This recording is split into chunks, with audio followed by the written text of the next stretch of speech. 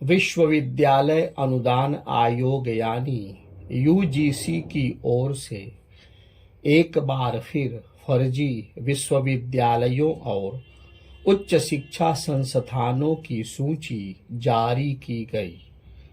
उनकी सूची के अनुसार देश में इस समय 23 ऐसे शिक्षा संस्थान हैं जिन्हें डिग्री देने का अधिकार नहीं है। यूजीसी ने छात्रों को सावधान किया है कि वे इन फर्जी शिक्षा संस्थानों में प्रवेश लेने से बचें। यूजीसी यह काम हर वर्ष करता है, लेकिन फर्जी शिक्षा संस्थान खत्म होने का नाम नहीं ले रहे हैं। इनमें से कई तो ऐसे हैं जो अपने नाम के आगे विश्वविद्यालय लगाते हैं। कुछ तो ऐसे हैं जो दशकों से संचालित हैं।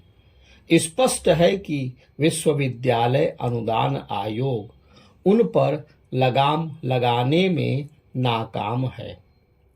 इस नाकामी का एक बड़ा प्रमाण यह है कि उसकी नाक के नीचे यानी देश की राजधानी दिल्ली में भी कई फर्जी विश्वविद्यालय चल रहे हैं। वास्तव में यूजीसी फर्जी विश्वविद्यालयों की सूची जारी करने तक सीमित है। आमतौर पर वह राज्य सरकारों को ऐसे विश्वविद्यालयों के विरुद्ध कार्रवाई करने को कहता है, लेकिन वे भी उनके खिलाफ कुछ नहीं कर पाती। इसलिए नहीं कर पाती क्योंकि फर्जी शिक्षा संस्थान अदालतों की शरण ले लेते हैं। उन्हें वहां से स्थगनादेश मिल जाता है और वे पहले की तरह शिक्षा की दुकान चलाते रहते हैं। यह सहज ही समझा जा सकता है कि वे ऐसा करने में इसीलिए समर्थ रहते हैं क्योंकि उनकी वैधानिक स्थिति से अनजान छात्र उनमें प्रवेश लेते रहते हैं।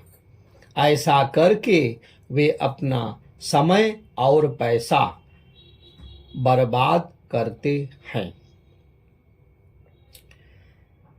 यह ठीक नहीं कि फर्जी विश्वविद्यालय सारी व्यवस्था को धता बताकर छात्रों को ठगने और उनका भविष्य बर्बाद करने का काम करते रहें।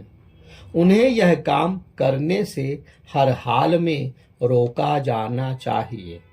इसके लिए आवश्यक हो तो यूजीसी को और अधिक अधिकार देने चाहिए।